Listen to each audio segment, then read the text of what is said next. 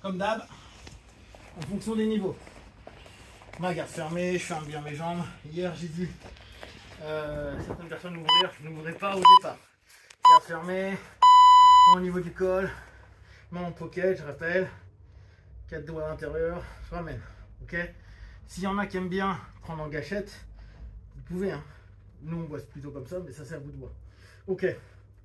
On revient sur la notion d'escape. Je fais un action-réaction, je tire mon partenaire, il revient, je pose mon pied, je bump, je vais sur mon épaule. Ok, je laisse pas mon dos au sol, je suis bien sur mon épaule droite et j'ai écarté mes fesses. On peut revenir sur l'idée de l'hipscape, sachant que, donc ça, le hipscape, on l'a déjà suffisamment vu. Bien sûr, les noobs, vous allez vous mettre avec des gars qui connaissent, comme ça ils vous corrigeront. L'hipscape a de l'importance, hein. Dès que j'ai une garde fermée, je dois penser au hipscape. Si j'hipscape pas, le problème, c'est que je ne vais pas pouvoir faire grand chose. Après, faut pas se leurrer, faire des hipscapes, il y a des moments ça fait flipper. Parce qu'il suffit que le mec soit vachement sur l'avant, hyper explosif et tout. On se dit merde, je vais perdre un demi-temps. Donc on a peur d'ouvrir la garde pour hipscape. Alors qu'en fait, le fait d'hipscape va nous permettre, quoi qu'il arrive, d'être meilleur. Même si on a l'impression que l'autre va nous passer à ce moment-là. Parce que souvent, quand on a cette idée-là, quand on fait ça, on se dit putain, il va se lever, je suis mort.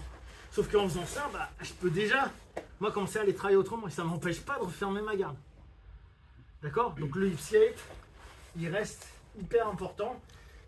Il faut que vous vous habituiez à le faire dans tous les sens. Même si le mec vous passe, tant pis. Vous avez capté qu'est-ce qui s'est passé pour que mon hipscape soit pas ok.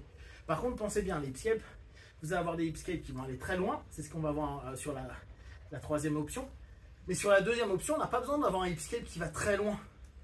J'ai besoin de ne plus me retrouver dans son axe de force. D'accord? Là, il est fort. Donc, je vais tendre, comme tout à l'heure, à me trouver en dehors de cette force. Donc, je vais décaler. Je suis ici, je fais mon action-réaction, je reprends. Donc, comme je vous disais hier, soit vous le prenez au début, soit vous le prenez après. On prend au niveau du bas du gui. On est sur notre pocket. Et là, je ne vais pas faire un méga hipscape parce que là, il n'y a aucun intérêt. Vu que je veux aller utiliser cette jambe pour le caler. Donc, quand je suis là, je pose, regardez mon hipscape, je vais plus sur le côté, mais là j'utilise ma jambe. Je suis pas très loin, mais mes hanches elles sont quand même libres. N'oubliez pas, l'élément qui pour moi est le plus important en termes d'attention, c'est ce mouvement-là. Pourquoi? Parce que là je lui casse un peu sa structure, ce qui m'intéresse, vu que je veux mettre son poids de l'autre côté. C'est pour ça que j'ai cette jambe-là. Là je vais pas le lever direct. Je vais continuer maintenant à venir le charger. Petit 2. 1, je me suis décalé. 2, j'ai mis une cale en plus. Et là, je tire vers moi. Et là, je suis toujours pas en train de l'entraîner de l'autre côté. Je vais d'abord tirer sa jambe. Et là, vous avez vu, tout son poids, il est de ce côté-là. Et on revient au truc d'hier. Si je pars direct là, les mecs peuvent remettre énormément d'énergie là et je vais galérer. Alors que si je suis là, j'axe, là, il n'a plus grand-chose à faire. S'il revient, il est déjà par terre. Parce que je vais avoir un contrôle de jambe. Ok? Quand on arrive au-dessus, 4 doigts, on insère, loin. On ouvre, loin, pouce, on arrive. Toujours le principe de corde.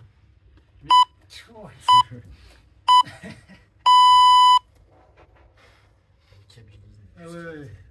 Je me suis pas pris un tremblement comme ça. Oui, parce que toi, personne te fasse des tremblements. Vous avez vu comment il dit ça de manière totalement modeste? Quand t'as rentré, ça fait longtemps que je n'ai pas tapé. Je ne sais plus ce qu'est la sensation. Mais la strangulation, rien que quand t'as rentré les premiers 4 doigts, déjà je commençais à partir. Ouais, après, malheureusement, on n'est pas tous égaux à ce niveau-là. Il y en a qui partent super vite, il y en a, c'est dur à les emmener, mais tout le monde y va à un moment ou à un autre. D'accord? Donc, on est là, on reprend l'option 2. Moi, je vais plutôt jouer directement là. Je suis ici, mon hipscape, ma cale. Ok, j'ouvre, transfert de poids, j'arrive. Je sais où je vais, je ramène très loin, je reviens, je prends. Je tire le kim et je vais commencer à revenir. Je ne vais pas tirer le kim, je dois tirer là pour qu'il y ait un jeu. Mais toujours sur cette corde. Ok? C'est le pouce gauche que tu mets. Là, je vous propose le pouce gauche. Vous pouvez mettre, vous pouvez prendre ici avec 4 doigts. Ouais. Il y a plein de manières de le faire. Là, je vous propose le pouce gauche parce que c'est assez facile. Tu peux reculer encore un peu, juste pour mettre tes hanches au niveau de la ligne, comme ça on voit bien le décalage que tu fais. Non, non, vraiment. Ok, poula pour tout le monde. Dans 3 mois. M'emmerde pas. Donc, troisième option. Ça, c'est pour ceux qui sont encore un peu plus avancés. Ce coup-ci, mon hipscape, je vais le faire loin. Ok? Donc, je vais faire réagir mon partenaire. Et là, je me dis, j'ai un hipscape, mais pour aller loin derrière. Donc, je me rétends après. D'accord? Ce qui me permet d'aller rentrer ma jambe et le charger. Vous avez vu comment je l'ai chargé? Par contre, c'était David hier qui le faisait. Il faut que j'aille l'attaquer dès qu'il est en phase de déséquilibre. Et pas là. Quoi, là, je pourrais parce que je vais quand même un peu casser. Mais le mieux, c'est de le faire quand il est en mouvement. Quand il revient sur moi, je dois déjà orienter mon angle différent. Parce que s'il revient automatiquement, il peut reprendre une base. Et là, c'est encore ce problème de transition. On doit réussir à amener notre partenaire. Tu crois que tu vas faire une pied de jambe? Non, non, mais je me suis imaginé. Putain, ça va mal se finir cette histoire. J'en peux plus. Tu t'as donné ta ceinture noire, toi. Je sais pas. C'est con. Donc, on est là, on reprend là. Là, on cherche un hipscape qui s'éloigne. D'accord? Donc, je suis 1, 2, je vais loin, j'insère. Et là, d'ici, en fait, je suis déjà en train de le bosser. Au moment où il revient, à nouveau, appuie, je remonte. Ok? Je pose haut, j'ouvre la tête. Donc là, je vais monter, tête, je repasse, je reviens, je ferme. D'accord? Serein. Ce qui m'intéresse là, pour ceux qui travaillent un petit peu en lasso, c'est vraiment capter cette notion d'équilibre, déséquilibre concret. Si on fait un lasso, type je suis là en randonnée classique, je suis là, je fais juste ça. Donc, on est pas mal, mais regardez, il n'y a pas vraiment de jeu.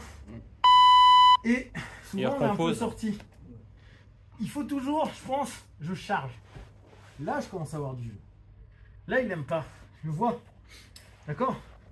Donc, on ne peut pas avoir un lasso pour juste dire c'est bon. Ah, quoi, si on peut. D'ailleurs, je dis une connerie. Ça s'appelle un jutsu de rétention, qui est pas mal si on combat des mecs très, très solides, très lourds, très explosifs. C'est cool, mais c'est pas dit qu'on l'emmène quelque part. C'est comme prendre un lapel pour les plus gradés. Si tu fais rien avec le lapel, oui, tu vas bloquer le match, pas de problème. Mais ça va pas être super intéressant. Après, ça dépend en compète et où tu te trouves, tu vois. Donc, notre idée, c'est vraiment venir le faire bouger, exploiter ce transfert de poids avec le lasso. Donc, je suis ici, je suis là. Là, regardez bien. Pause, transfert de poids, mon pied au sol. Ok? Si je fais trop tard, ça ne marchera pas. Appuie, je remonte, je remonte haut, bam, je lève la tête, je reprends, petit triangle des familles. Ok? Et vu qu'il est méchant, vous le tapez après. Ok? Ouch. Avec Jimmy.